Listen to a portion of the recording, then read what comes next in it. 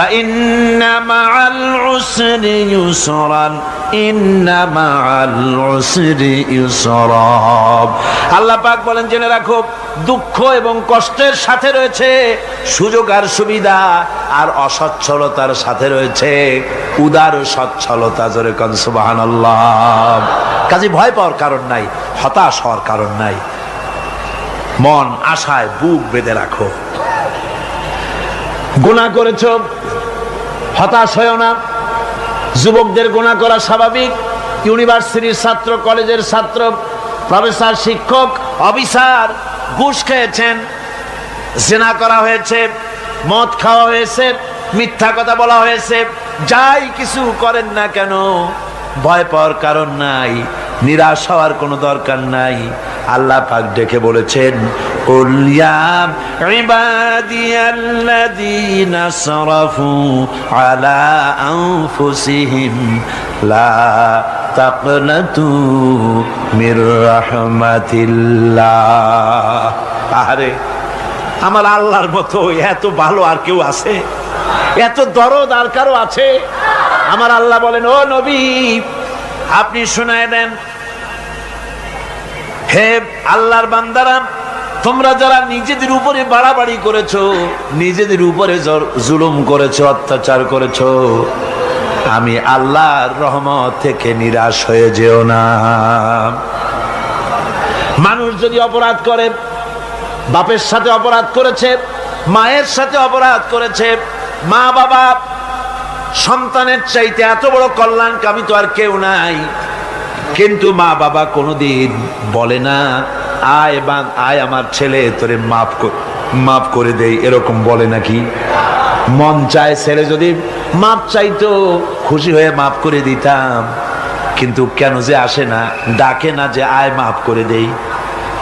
মা বাপ আপনাকে এত ভালোবাসে, সেই মা বাপও আপনাকে বলে না যে আয় মাফ করে দেই। আমার আল্লাহ হচ্ছেন এমন আল্লাহ, আল্লাহ রাব্বুল আলামিন ডাকেন, এ বান্দা, খুন করেছিস ফিরে আয়, জিনা করেছিস ফিরে আয়, হত্যা করেছিস ফিরে আয়, চুরি করেছিস ফিরে আয়, কুফরি করেছিস ফিরে আয়, সুদ খেয়েছিস, ঘুষ খেয়েছিস, মদ খেয়েছিস ফিরে আয়, এসে আমার দরবারে চোখের পানি ফেল, আমার দরবারে কাঁদাকাটি কর। ইন্নাল্লাহা ইয়াগফিরুয যুনুবা জামিআ ইন্নাহু হুয়াল গফুরুর রহিম।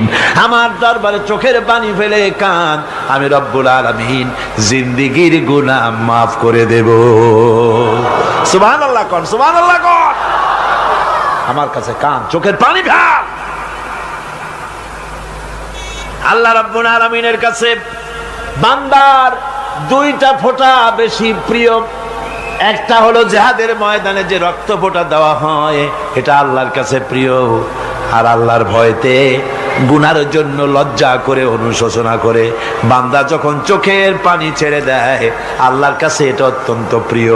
নবীজি বলেছেন, বান্দা যখন গুনার ভয়তে, আল্লাহর ভয়তে, জাহান্নামের ভয়তে অনুশোচনা করে যখন চোখ দিয়া পানি ছেড়ে দেয়, ওই চোখের পানি নাকের অর্ধেক আসতে না আসতে আল্লাহ রাব্বুল আলামিন বান্দারে মাফ করে দেন। আল্লাহ বরদাস্ত করতে পারেন না যে বান্দা কান্দু। আমার ভাইরা, আল্লাহ রহমত, এই পৃথিবীতে আল্লাহ রহমতকে 100 ভাগ করা হয়েছে। আল্লাহ রহমতের কত ভাগ? এই 100 ভাগের 1 ভাগ সারা পৃথিবীতে ছড়াই দেওয়া হয়েছে। আর 99 ভাগ কার কাছে? আল্লাহর কাছে।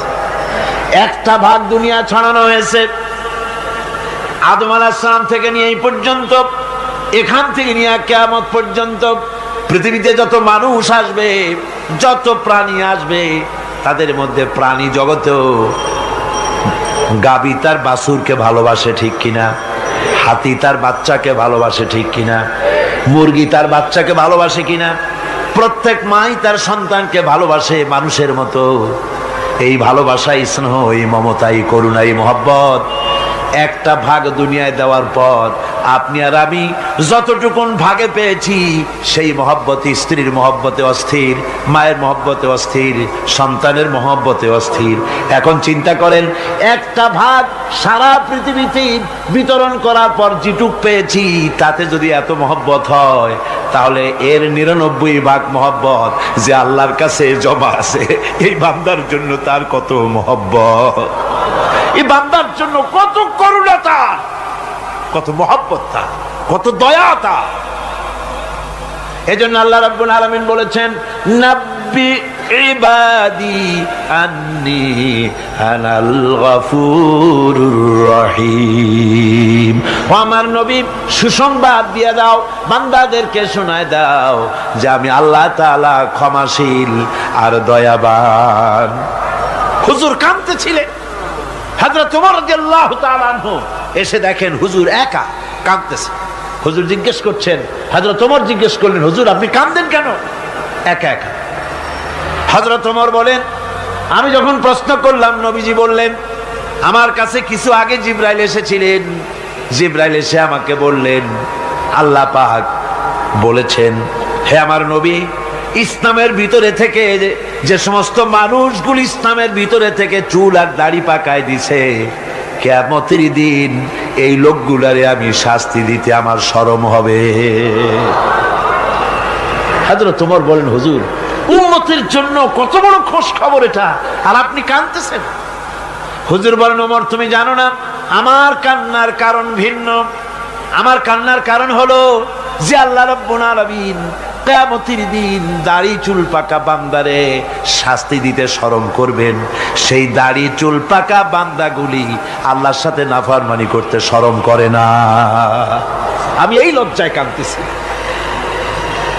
ভাইরা, হুজুর আল্লাহ পাক বলেন, ও আমার নবী, রাতের আধারে যখন একটা বুড়া আমার দরবারে হাত উঁচু করে, একটা বুড়া মানুষ রাতের আধারে যখন আমার দরবারে হাত উঁচু করে আর যখন বলতে থাকে, রব্বুল আলামিন আমার পেছনের জীবনটা বড় খারাপ করেছি, এমন কোনো কাজ জীবনে করি নাই যা তোমার কাছে কিছু দাবি করতে পারি, সব রকমের নাফরমানি করেছি, আজ আমি বুড়া হয়ে গেছি, কামাই করতে পারি না, ছেলে আমাকে চোখে দেখতে পারে না, পুত্রবধূ আমাকে ঘরে জায়গা দেয় না, আমার স্ত্রী আমাকে দেখতে পারে না, রোজগার করতে পারি না, হাঁটতে পারি না, চলতে পারি না, সবার কাছে আমি তিতা হয়ে গেছি, আমি দাঁড়াতে পারি না, কোমরে ব্যথা পাই, হাঁটুতে ব্যথা পাই, চলতে পারি না, কানে শুনতে পাই না, চোখে দেখতে পারি না, আর তোমার কাছে কিছু চাইয়া নেব এমন ভালো কাজও করি নাই।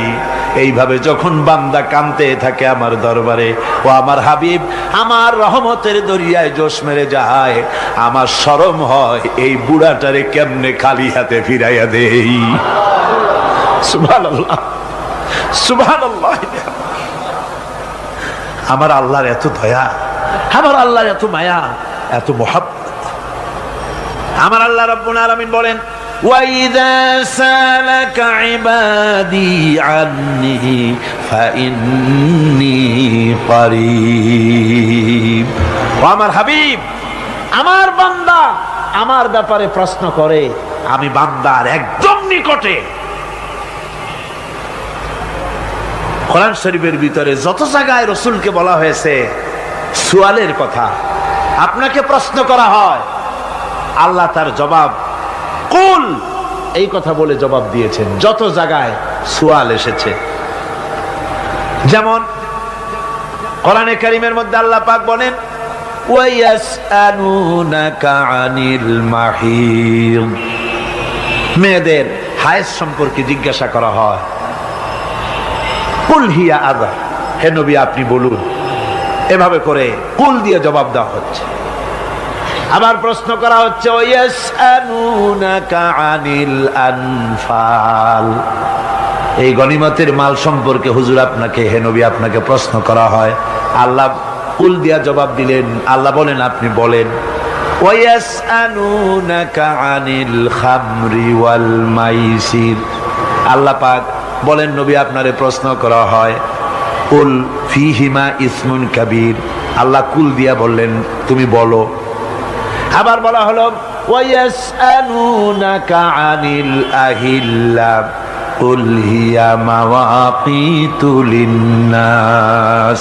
ও নবী, আপনাকে প্রশ্ন করা হয় চাঁদের ক্রমবর্ধমান এবং ক্রমহ্রাস, এই যে বাড়ে আর কমে, পূর্ণিমা হয় অমাবস্যা হয়, কেন হয়? আপনি বলুন কুল, আপনি বলেন এটা আমি অক্ত এবং সময়, বছর আর দিন গণনা করার জন্য পৃথিবীবাসীদের জন্য বিনা পয়সায় একটা ক্যালেন্ডার বানাইয়া আকাশে ঝুলাই রেখেছি। এভাবে যত জায়গায় এসেছে আপনাকে প্রশ্ন করা হয়, তত জায়গায় আল্লাহ জবাব দিয়েছেন কুল, আপনি বলেন। গোটা কোরআন শরীফের ভিতরে এই একটি মাত্র জায়গা যেখানে বলা হয়েছে আপনাকে প্রশ্ন করা হয়।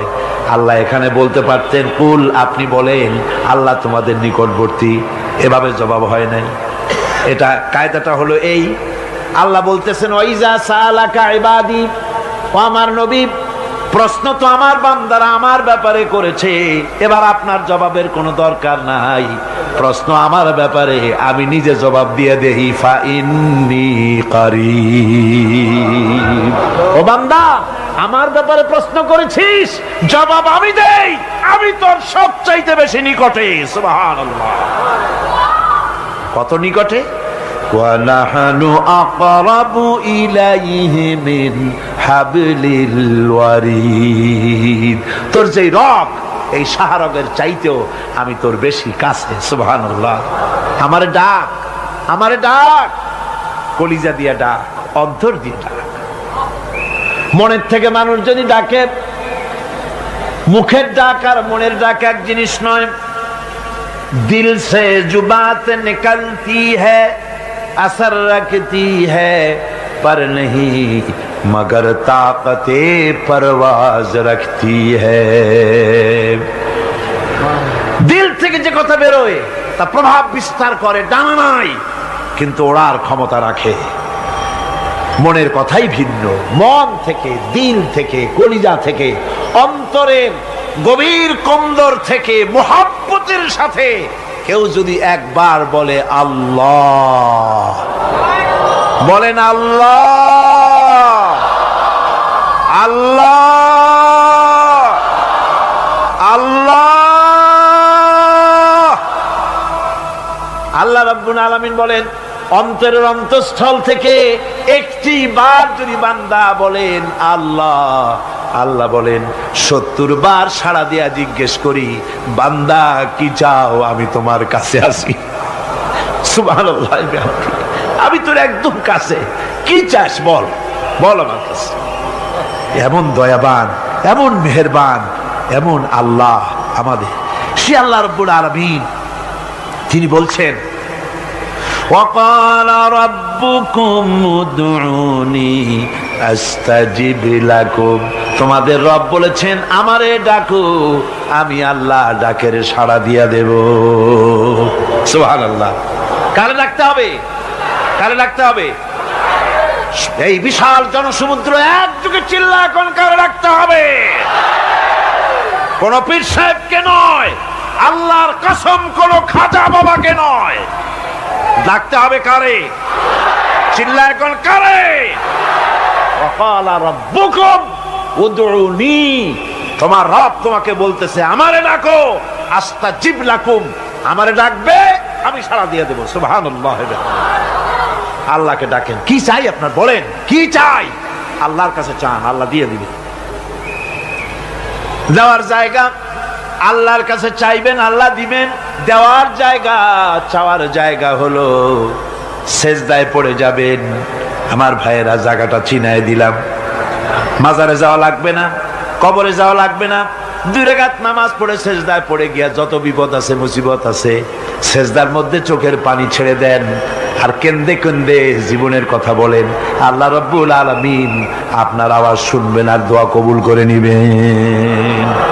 কাঁদতে হবে আল্লাহর কাছে। কার কাছে? আল্লাহর কাছে। সুম্মা ইস্তাগফিরুল্লাহ, আর এরপরে সে যদি আমি আল্লাহর কাছে ক্ষমা চাই, ইয়াজিদিল্লাহ গফুরার রহিমা, সে আমি আল্লাহকে গফুর এবং রহিম হিসাবে পাবে। সুবহানাল্লাহ। আল্লাহকে গফুর এবং রহিম হিসাবে পাওয়া যাবে। সব আল্লাহকে বলতে হবে, গুনাহ মাফ চাইতে হবে। এই জন্য হুজুর সাল্লাল্লাহু আলাইহি ওয়াসাল্লাম দৈনিক 100 বার তওবা পড়তেন। কোন হাদিসে আছে 70 বার, কোন হাদিসে আছে 100 বার তওবা পড়তেন। নামাজের পরে তো প্রত্যেক নামাজই পড়তেন হুজুর, সালাম ফিরাতেন আর সাথে সাথে বলতেন আল্লাহু আকবার, আস্তাগফিরুল্লাহ, আস্তাগফিরুল্লাহ, আস্তাগফিরুল্লাহ। মনে থাকবে আপনাদের? মনে থাকবে? সালাম ফিরাইয়া কি বলবেন?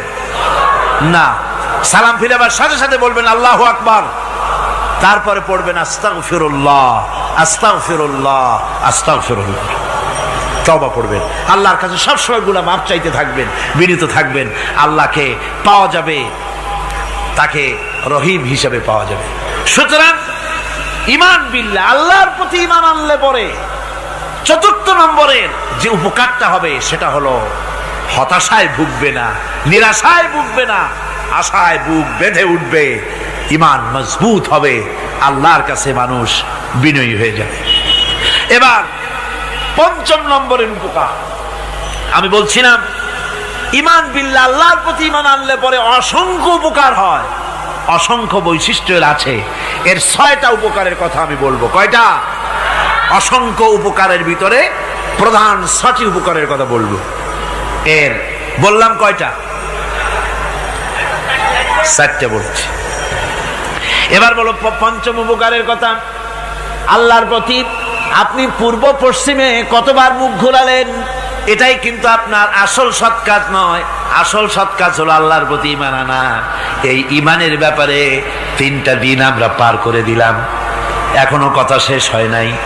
আল্লাহর প্রতি ঈমান আনলে পরে যে উপকারটা হবে পঞ্চম নম্বরে, সেটা হলো কঠোর এবং কঠিন বিপদের ভিতরে বান্দার ভিতরে অবিচলতা এবং ধৈর্যের সৃষ্টি হয়ে যাবে।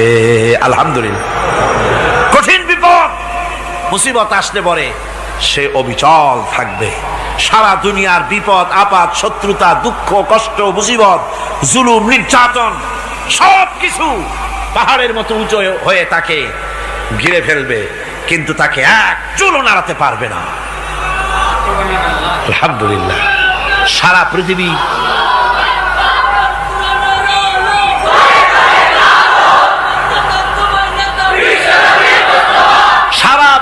একদিকে আর সে একা একদিকে থাকবে। বিরোধিতা তো হবেই, বিপদ তো আসবেই। কবি বলতেছেন, সাথে জাকা রহা হ্যায় अज़ल से ता इमरोज, सतेजा का रहा है अज़ल से ता इमरोज, चरागे मुस्तफावी से शरारे बुलहबीस। সে আবহমান কাল থেকে শুরু করে মুস্তাফা সাল্লাল্লাহু আলাইহি ওয়াসাল্লামের দীপ শিখার সাথে আবু জাহেল, আবু লাহাবের অগ্নিস্ফুলিঙ্গের টক্কর লেগেই আছে। রাসূলুল্লাহর আল্লাহর দেওয়া এই বিধান, এই দ্বীনের বাতিটা টিম টিম করে জ্বলেছে। আর গোরকি, টর্নেডো, হাজার হাজার মাইল বেগে হেরিকেন এসেছে, গোরকি এসেছে, টর্নেডো এসেছে, টাইফুন এসেছে, কিন্তু এই আলো নিবাইতে পারে নাই। সুবহানাল্লাহ। এই আলো নিবাতে পারে নাই। এই শত্রুতা চিরকালের, নিবাতে পারবে না। কারণ হচ্ছে আল্লাহ রাব্বুল আলামিন বলেছেন, ইউরিদুনা লিইউতফিউ নূরাল্লাহি বিআফওয়াহিহিম ওয়াল্লাহু মুতিম্মু নূরিহি ওয়ালাউ কারিহাল কাফিরুন। ওরা চায় মুখের ফু দিয়ে আমার আলোকে নিভিয়ে দেবে, কিন্তু আমি আমার আলোকে পূর্ণতা দান করব। তাতে কাফের বেঈমানদের কলজায় যত জ্বালা যন্ত্রণা হোক, আমার দ্বীন কেউ মিটাই দিতে পারবে না। সুবহানাল্লাহ। সুতরাং বিপদে অবিচলতা আসবে, সে অটল হবে, মজবুত হবে। কোরআনে কারীম বলতেছে, ওয়া কাযালিকা জাআলনা লিকুল্লি নাবিয়্যিন আদুওয়াম মিনাল মুজরিমিন। এই পৃথিবীতে এমনি করে আমি সকল নবীদের শত্রু বানিয়েছি, সব পাপিষ্ঠ অপরাধীদেরকে। নবীদের সাথে বিরোধিতা করেছে কারা? পাপিষ্ঠরা, অপরাধীরা। আজও খুঁজে দেখেন আজও ইসলামী আন্দোলনের বিরোধিতা যারা করে সবগুলি কি পাপিষ্ঠ? সত্য কিনা কর? ইসলামী আন্দোলনের বিরোধিতা যারা করে হিসাব করে, চোখ দিয়ে তাকায় দেখেন, খুঁজে দেখেন তাদের নামগুলি।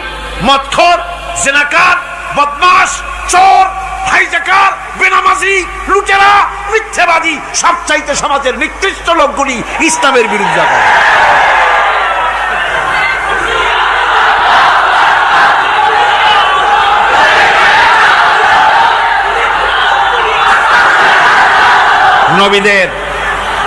নবীদের শত্রু আল্লাহ বলেন সব যুগে নবীদের সাথে শত্রুতা করেছে পাপিষ্ঠরা। আল্লাহর কথা, কার কথা? সকল যুগে নবীদের সাথে শত্রুতা করেছে পাপিষ্ঠরা, নিকৃষ্ট ধরনের অপরাধীরা। সুতরাং নবী রাসূলদের অবস্থা যখন এই, তখন দ্বীনের দাওয়াত যারাই দেবে তাদের কিসমত এরকম হবেই। এই বাধার মোকাবেলা তাদেরও করতে হবে। এই যে বাধাটা আসে, এই যে মারে, অপরাধ কি? এই যে তারা চোর বা ডাকাত যাদের মারা হয়।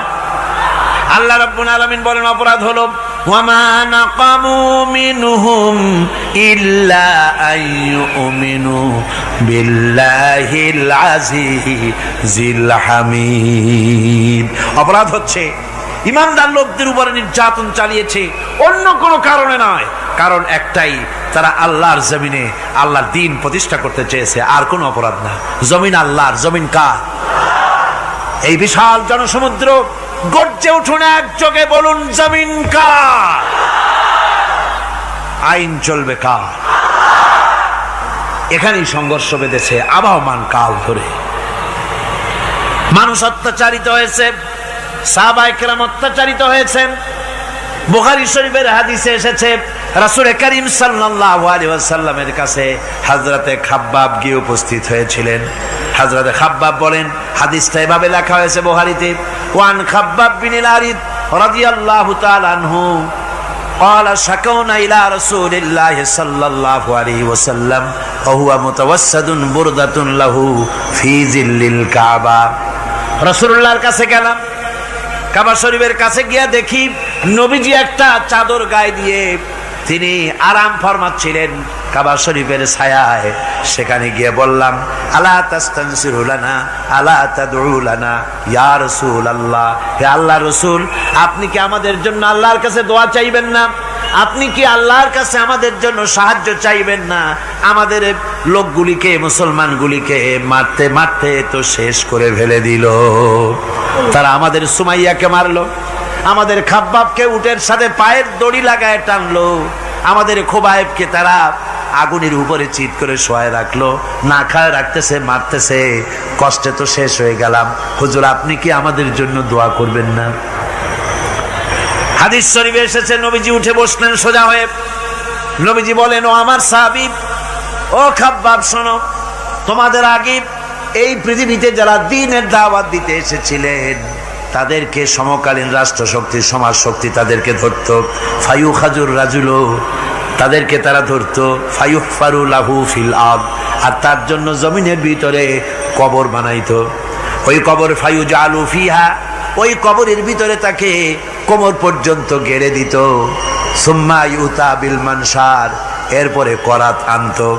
ফায়ুদাউ আলা রাসিহি, এরপরে ওই করাত তার মাথার উপরে রাখতো। ফায়ুজালু নিসফাইন, এরপরে করাত দিয়া চিড়ে জীবিত মানুষটারে দ্বিখণ্ডিত করে ফেলে দিত। মা ইয়াসুদ্দুহু যালিকা আন দীনিহি, ও আমার খাব্বাব, এত কষ্ট দেওয়ার পরেও সেই যুগের কোন মুসলমানকে, দ্বীনের দায়ীদেরকে আল্লাহর দ্বীন থেকে এক চুলো তারা সরাই দিতে পারে নাই, এক চুলো সরাতে পারে নাই। ওয়াল্লাহি, ও খাব্বাব, আমি আমার আল্লাহর নামে কসম করে বলছি, লা ইউতাম্মান্নাল্লাহু হাযাল আমরা হাত্তা ইয়াসিরা আর-রাকিবু মিন সানা ইলা হাযরামাউত। আমি কসম করে বলি, আল্লাহ রাব্বুল আলামিনের এই সানা থেকে হাজারামাউত পর্যন্ত লোকেরা যাতায়াত করবে, সুন্দরী রমণীরা গমন করবে, সদাগরেরা যাতায়াত করবে, টাকা নিয়া পয়সা নিয়া যাতায়াত করবে। তাদের মনের মধ্যে লুটের ভয়, টাকার ভয়, চুরির ভয়, ডাকাতির ভয়, জেনার ভয়, হত্যার ভয়, ধর্ষণের ভয়, কোনো ভয় থাকবে না। লা ইয়াখাফু ইল্লাল্লাহ, আল্লাহ ছাড়া কোনো ভয় থাকবে না। এমন একটা সমাজ, এমন একটা সময় আসবে। ওয়ালাকিন্নাকুম তাস্তাজিলুন, অথচ খুব তাড়াহুড়ো তোমরা করতেছো। তাড়াহুড়ো করো না, সময় আসবে ইনশাআল্লাহ।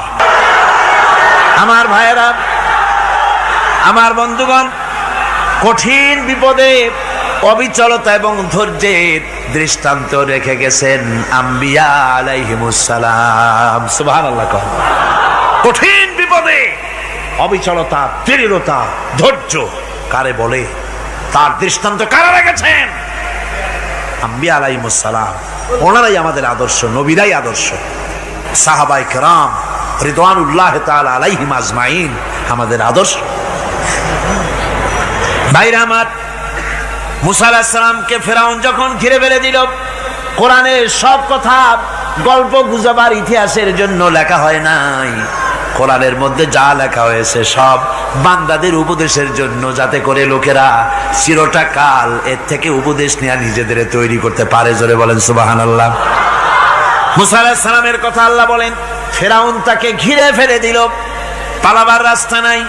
ফালাম্মা ترى الجمعان قال أصحاب موسى إنا لمدركون। মুসা আলাইহিস সালামের উম্মতেরা বললেন, হে মুসা, পাকড়াও হয়ে গেছি, পালাবার রাস্তা নাই। তিন দিক থেকে আমাদেরকে ঘেরাও করেছে ফেরাউনের শক্তি। সামনে কি? দরিয়া, আর তিন দিকে কি? ঘেরাও আন্দোলন। পালাবার পথ নেই, পালাবার পথ নাই। সারাশি আক্রমণ, ঘেরাও আন্দোলন। এই যে ঘেরাও টেরাও তো আজকে নতুন নাই, ঘেরাও আসছে অনেক আগের থেকে। আসলে কথা বুঝতে পেরেছি। মাইক না থাকলে আমি কি করবো কন? আজকে এরকম হচ্ছে কেন? আগামীকাল ঠিক হবে ইনশাআল্লাহ, রাগ করেন না। গান হচ্ছে, বসেন বসেন। শয়তান ঢুকছে মাইকের মধ্যে। অনেক সময় হয় কি, মাইকের হাই পাওয়ারের যে মেশিন আছে, এর ভিতরে ইথার থেকে রেডিওর ওই গানগুলি ওর মধ্যে ঢুকে পড়ে। কথা বুঝতে পেরেছেন? এই জন্য শয়তান তো আর বসে থাকে না, ওরও তো কিছু করার আছে। ধৈর্য ধরেন, ধৈর্য ধরেন। কালকে অপারেটরদেরকে মাওলানা শামসুদ্দিন সাহেবের কাছে অনুরোধ করব, অপারেটর একটু ভালো করে হেদায়েত করে দেবেন মাইকে। আজকে আমার নিজেরও কষ্ট হচ্ছে, আমিও বুঝতে পারছি না যে আমার কথাগুলি কি আওয়াজে বেরোচ্ছে, যার জন্য আমাকে বেশি চিল্লাইতে হচ্ছে। বক্তাকে কি লাউডে তার কথা বেরোচ্ছে তা তার কানে আসতে হয়, তাহলে বোঝা যায় যে আমার কথাগুলি কিভাবে বেরোচ্ছে। এটা এই অবস্থায় সিচুয়েশন আজকে নাই, এবং লোকেরাও মাইকের ব্যাপারে আজকে অভিযোগ করেছে, যা বিগত 16 বছরে করে নাই। সেটের ব্যাপারে কোথাও কোনো অসুবিধা হয়েছে? মাইকটা ভালো, এবং মাইক যারা দেন প্রতি বছর খেদমত করে, আল্লাহ তাদের প্রতি রহম করুন। সবাই বলেন আমিন। এদেরকে রাগ করে পথে পাই আবার মারধর করেন না। সিলেটের যে তাফসির মাহফিল হয়, বিগত 19 বছর তাফসির করেছি একটানা, এবার 20 বছর পুরো হবে ইনশাআল্লাহ। সিলেটে একটানা 20 বছর তাফসির করতেছি সেখানে। তো মাইক, একটা লোক বিনা পয়সায় মাইক দেয়, মাইকের ভাড়া সে নেয় না। তাফসিরে মাহফিলের মাইকের ভাড়া নেয় না। যে বছর এরশাদ সরকার আমাকে প্লেন থেকে নামতে দিল না, আপনাদের মনে আছে? সিলেট থেকে ফিরাই দিল। এই খবরটা মাইকম্যান যখন শুনেছে যে আমাকে নামতে দেয় নাই, ফিরাই দেওয়া হয়েছে, সাথে সাথে স্ট্রোক করেছে, হার্ট ফেল করে দুনিয়া থেকে বিদায় হয়ে গিয়েছে। সিলেটে তাফসির হতে পারবে না, এই কথাটা বরদাস্ত করতে পারে না। আমি কেঁদেছি আর দোয়া করেছি, আল্লাহ, কোরআনের মহব্বতে লোকটার এই অবস্থা হলো, তোমার জান্নাত তুমি দয়া করে তাকে দান করে দিও। কাজে কোনো ব্যবসায়ী চায় না যে তার ব্যবসাটা খারাপ হোক, লোকেরা মন্দ বলুক। এ মাইকের ব্যাপারে আপনারা আজকে রাগারাগ করেন না, যা হয়েছে কালকে ভালো হবে ইনশাআল্লাহ। সবাই বলেন ইনশাআল্লাহ। এখন চলেন আমরা ফেরাউনের অবস্থা দেখি গিয়া কি করতেছে ফেরাউন। মুসা আলাইহিস সালামকে ঘেরাও করে ফেলেছে, পালাবার উপায় নাই। একদিকে দরিয়া, তিন দিকে ফেরাউনের শক্তি। এই যে ঘেরাও টেরাও মানে নতুন তো না, ধর্মঘট নতুন না, পুরানা জিনিস। এই পৃথিবীতে সর্বপ্রথম ধর্মঘট কিসের উপরে হয়েছে জানেন? এই পৃথিবীর প্রথম ধর্মঘট হয়েছে পেঁয়াজ, রসুন আর ডাইলের উপরে, মুসা আলাইহিস সালামের জামানায়। লান নাসবিরা আলা তাআমিন ওয়াহিদ, আমরা এক রকমের খাদ্য আর খাবো না, আমাদের পেঁয়াজ দেওয়া লাগবে, ডাল দেওয়া লাগবে, রসুন দেওয়া লাগবে। সর্বপ্রথম ধর্মঘট হয় মুসা আলাইহিস সালামের জামানায়, সেখান থেকে শুরু হয়েছে। কিন্তু মশাল মিছিল যে আসলো কই থেকে, এইটা আমি খুঁজে পাইনি। পরে প্রত্যেকটা জিনিসের তো ইতিহাস আছে, আমি খুঁজতে খুঁজতে পেলাম। আমি জানি না এর ইতিহাস মূলে কোথায়, কিন্তু আমি যদ্দূর খুঁজে পাইছি সেটা হলো মশাল মিছিলের আবিষ্কার হয়েছে লঙ্কায় রাবণের সময়। হনুমানের লেজে আগুন দিয়া তারপরে লঙ্কা কাণ্ড ঘষালো, নামই আছে লঙ্কা কাণ্ড। হনুমানেরা লেজে আগুন দিয়ে রাবণ যে লঙ্কায় মশাল মিছিল করেছিল হনুমানকে দিয়া, ওই হনুমানের ওই সিস্টেমটা এখনো আমাদের দেশে চালু আছে। এইটা আসলে কোন ভদ্রলোকের এই মিছিল হওয়া উচিত না। আগুন নিয়ে কিসের মিছিল? আগুন হলো জাহান্নামের প্রতীক। আগুন কিসের প্রতীক?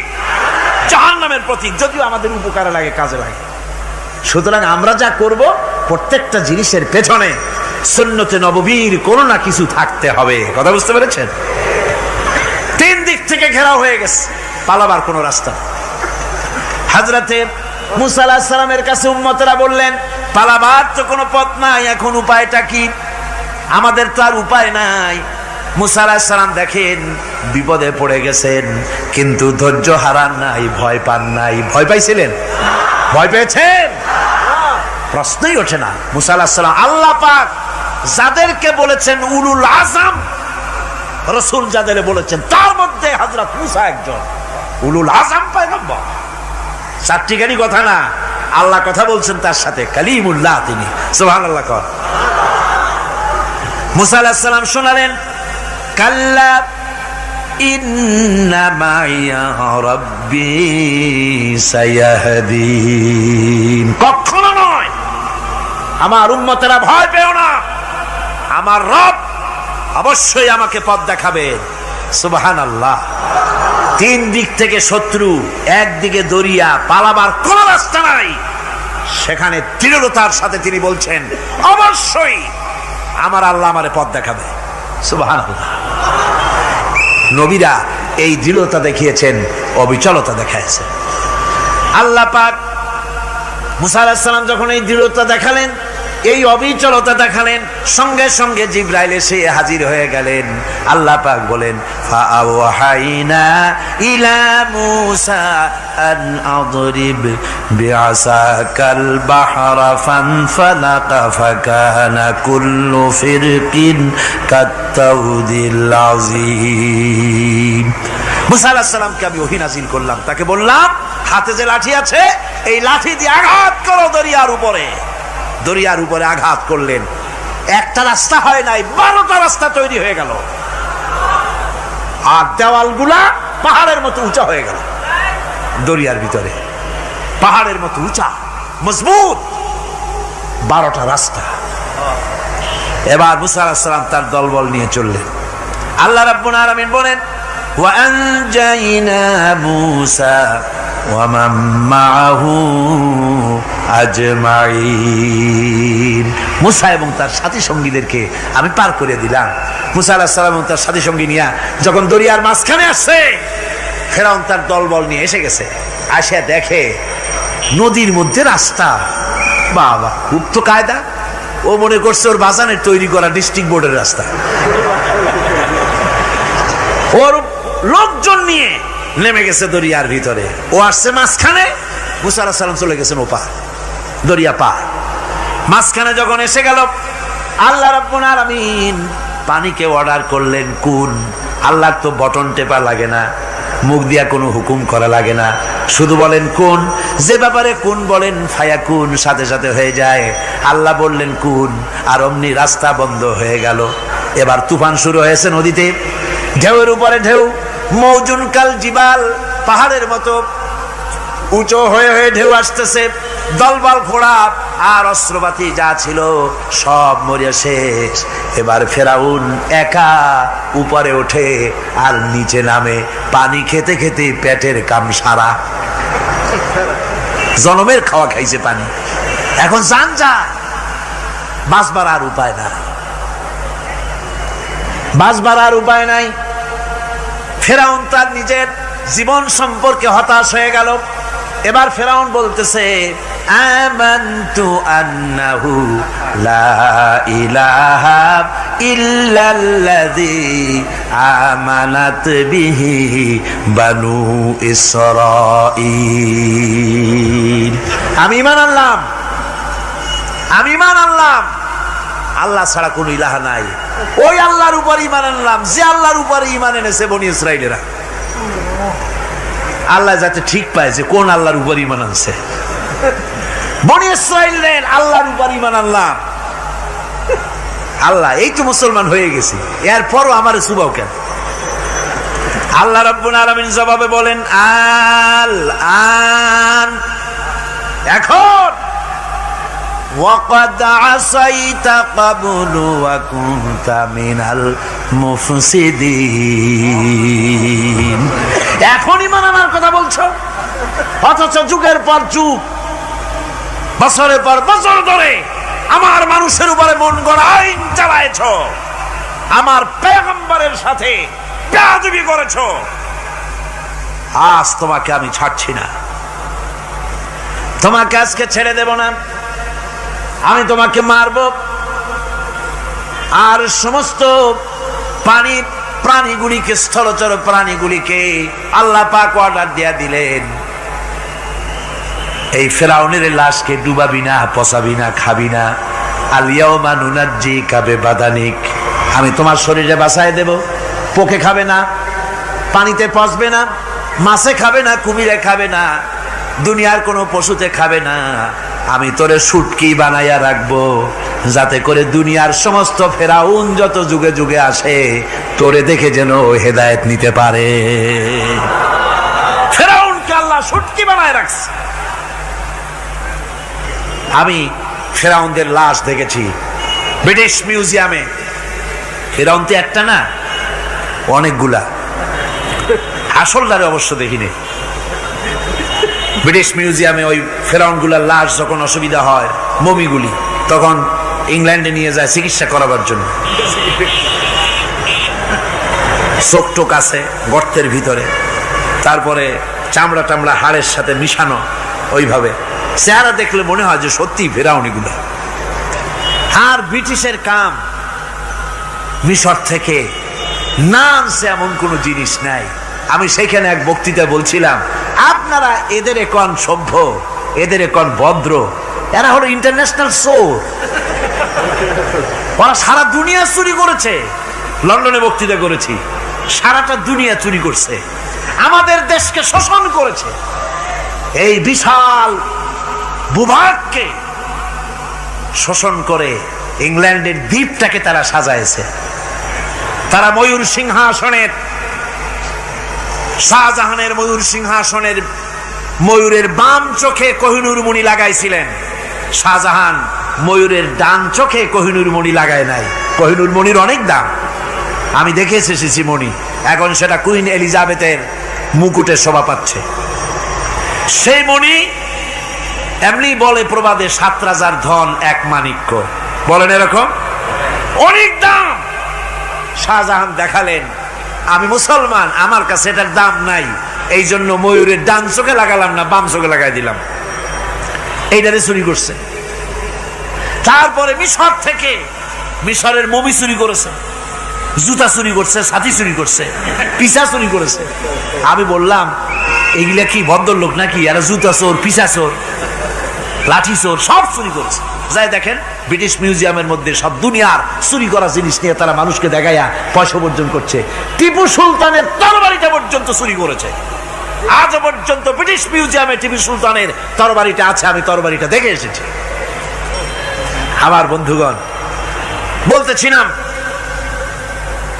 যে পৃথিবীতে আল্লাহ রাব্বুল আলামিন নবীরা তাদের চরিত্র দিয়ে বিপদের মোকাবেলা করে দুনিয়ার সামনে কঠিন বিপদের মোকাবেলা করে অবিচলতা, দৃঢ়তা দেখায় গেছেন যে কেমন করে এই পৃথিবীতে বিপদের সামনে মোকাবেলা করতে হয়।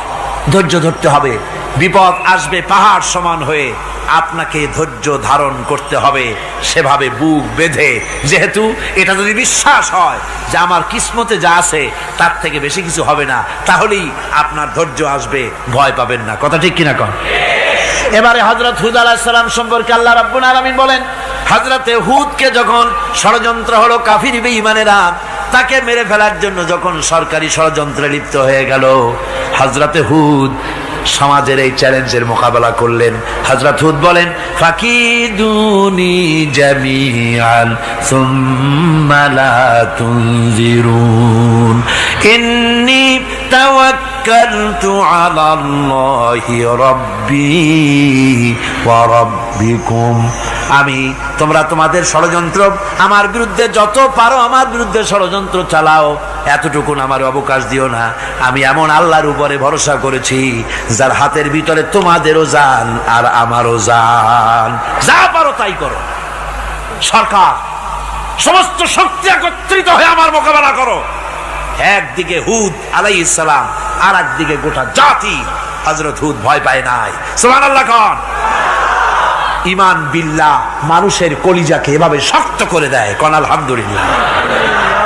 এবারে এই বিপদের, কঠিন বিপদের মোকাবেলা করে আমার রাসূল যে প্রমাণ দিয়া গেলেন, আমার রাসূল যে কঠিন বিপদের মোকাবেলা করলেন, ভাইরা আমার, হিজরতের রাতে সওর পাহাড়ের ভিতরে যখন তিনি আশ্রয় নিলেন, হযরতে আবু বকরের সাথে ছিলেন। হযরতে আবু বকর রাদিয়াল্লাহু তাআলা আনহু বলেন, হুজুর আপনি দাঁড়ান, এটা তো পাহাড়িয়া গুহা, গুহার ভিতরে সাপ থাকতে পারে, বিচ্ছু থাকতে পারে, আমি আগে ঢুকি, বিপদ যদি হয় আমার উপর থেকে হয়ে যাক। গুহার ভিতরে নেমে গুহা সাফ করলেন। এরপরে হুজুরকে ডাকলেন, হুজুর তাশরীফ নিলেন গুহার ভিতরে। এরপরে হুজুর বললেন, আবু বকর পাহাড়ে হেঁটে হেঁটে 2-3টা পাহাড় পাড়ি দিয়া যাওয়া লাগে সোর পাহাড়ে। মদিনার সোজা রাস্তা হুজুর ধরেন নাই, মেসফালার পথ দিয়া জাবালে কেদোয়ার উপর দিয়া 3টা পাহাড় পাড়ি দিয়া তারপরে হুজুর গেলেন সোর পাহাড়ে। গুহার ভিতরে হুজুর তাশরীফ নিলেন। বললেন, আবু বকর তুমি বসো, তোমার উরুর উপরে মাথা রেখে আমি একটু আরাম করি। হযরতে আবু বকর বসলেন, হুজুর তার উরুর উপরে মাথা রেখে ঘুমায়ে গেলেন। আর এরপরে কাফির বেঈমানেরা তালাশ করতে করতে কাফেরেরা এসে গেল পায়ের চিহ্ন দেখে দেখে গর্তের কাছে। হযরত আবু বকর ভয়তে কেঁদে ফেললেন, আহারে আর তো উপায় নাই, এবার তো ধরা পড়ে গেছি, এবার নবীজিকে মেরে ফেলে দেবে। নবীর মহব্বতে, নিজের মহব্বতে নয়, নবীর মহব্বতে কাঁদতেছিলেন। হুজুর বলেন, হুজুরের ঘুম ভেঙে গেল। বলো, আবু বকর কাঁদো কেন? ছেলের কথা, মেয়ের কথা, বিবির কথা, বাড়ির কথা মনে পড়লো নাকি? হযরত আবু বকর বলেন, ইয়া রাসূলুল্লাহ, আল্লাহর কসম করে বলি, যেদিন ঈমান এনেছি এই কলিজার ভিতরে মা বাপ, স্ত্রী, পুত্র, পরিজন, এমনকি আমার নিজের জীবনের চাইতে আপনারে বেশি ভালোবাসি। তা কাঁদো কেন? কাঁদো কেন? হযরত আবু বকর বলেন, হুজুর ধরা পড়ে গেছি, কাফেররা এসে গেছে, গর্তের কাছে তাকালি আমাদের দেখতে পাবে, আমরা তো মাইনরিটি, ওরা তো মেজরিটি, আমরা তো ধরে মারি ফেলাই দেবে, আপনাকে মেরে ফেলে দেবে, এই জন্য কাঁদি। আল্লাহ রাব্বুল আলামিন, হুজুর তখন কি দৃঢ়তা, কি অবিচলতা, কি ধৈর্যের পাহাড় সম মনোবৃত্তি তখন দেখালেন। আল্লাহ কোরআন শরীফে চিরকাল যাতে মানুষেরা হেদায়েত নিতে পারে সেজন্য হুজুরের কথা উঠায় দিলেন কোরআনে। আল্লাহ পাক বলেন, ইযহুমা ফিল গার ইয ইয়াকুলু লিসাহিবিহি লা তাহজান ইন্নাল্লাহা মা'ানা। ও বন্ধু, ভয় পেও না, আল্লাহ আমাদের সাথে আছেন। সুবহানাল্লাহ। আল্লাহ আমাদের সাথে আছেন। আমরা মাইনরিটি নই, আমরাই মেজরিটি। আল্লাহ আছে আমার সাথে, ভয় পাওয়ার কোনো কারণ নাই। সুবহানাল্লাহ। আল্লাহ পাক বলেন, فأنزل الله سكينته عليه وأيده بجنود لم تروها। আমি এদের অন্তরের ভিতরে আমি শান্তি নাজিল করে দিলাম, প্রশান্তি দিয়া দিলাম, আর আমি সাহায্য করলাম, আর এমন সব সৈন্য পাঠায় দিলাম যে সৈন্যগুলি তোমরা দেখতে পাও নাই। সুবহানাল্লাহ ওয়া বিহামদিহি। ভাইরা আমার, রাসূল করিম সাল্লাল্লাহু আলাইহি সাল্লাম এই বিপদের মাঝে, চরম বিপদের মাঝে অবিচলতা, দৃঢ়তা, কঠিন আত্মনির্ভরতা দেখিয়েছেন। এগুলি হলো ঈমানের পঞ্চম নম্বরের উপকারিতা। আল্লাহর প্রতি ঈমান আনলে এভাবে পাহাড় সম ঈমান মজবুত হয়ে যায়। জেলের পরোয়া করি না, ফাঁসির পরোয়া করি না, শহীদ হওয়ার পরোয়া করি না, মেরে ফেলে দেবে, উড়ায় দেবে, হত্যা করবে, পরোয়া করি না। পরোয়া করি কেবলমাত্র কাকে? জোরে বলেন কারে? এইরকম মুসলমান হাজার হাজার লাখ লাখ দরকার নাই, 313 জন যথেষ্ট। কয়জন যথেষ্ট? 313 জন যথেষ্ট।